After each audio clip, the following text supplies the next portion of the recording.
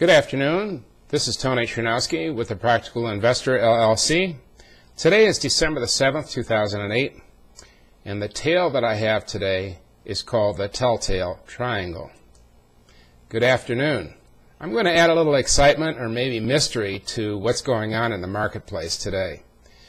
If you've ever read Edgar Allan Poe, one of his classics is called The Telltale Heart. In it, the proponent stabs the master of the house, who screams and alerts the neighbors to the fact, who call the police.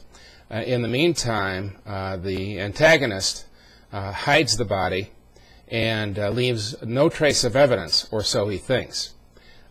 Unfortunately, there's a beating heart. It starts with a very muffled beat and gets louder and louder until the antagonist has to confess.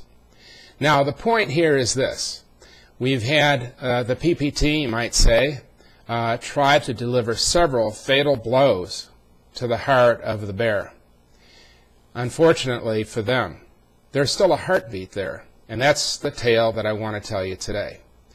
Let's go directly to the charts, and we'll get an idea of what we're looking at. For those of you who know Elliott Wave, I've given you a triangle. This is on the volatility index, the VIX, and I suggest very, very strongly for those of you that don't have this book, you purchase the Elliott Wave Principle by Frost and Prechter and go to pages 50 and 51, which describe the triangle.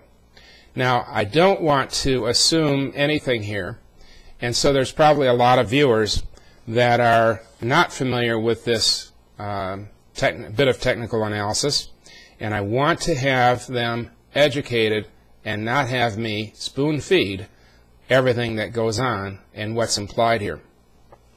But let me just say this. Two things. First, the VIX is an inverse of the Standard & Poor's index. So in other words, as the VIX goes up, the Standard & Poor's index goes down.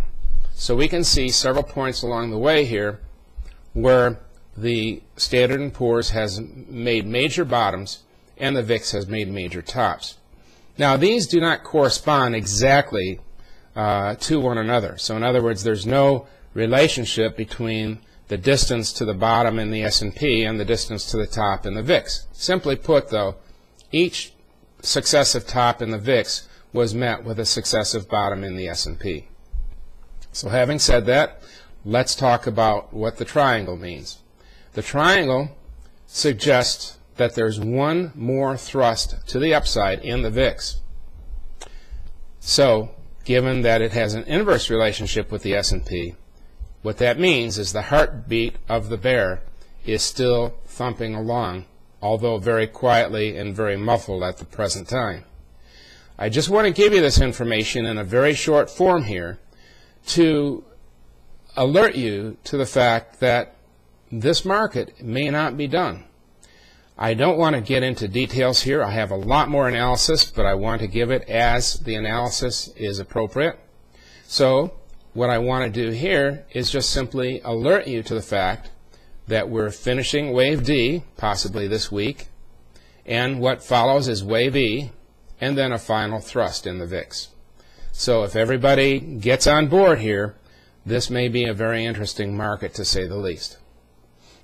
Now, I don't want to give any recommendations of any purchase or sale of any type of security.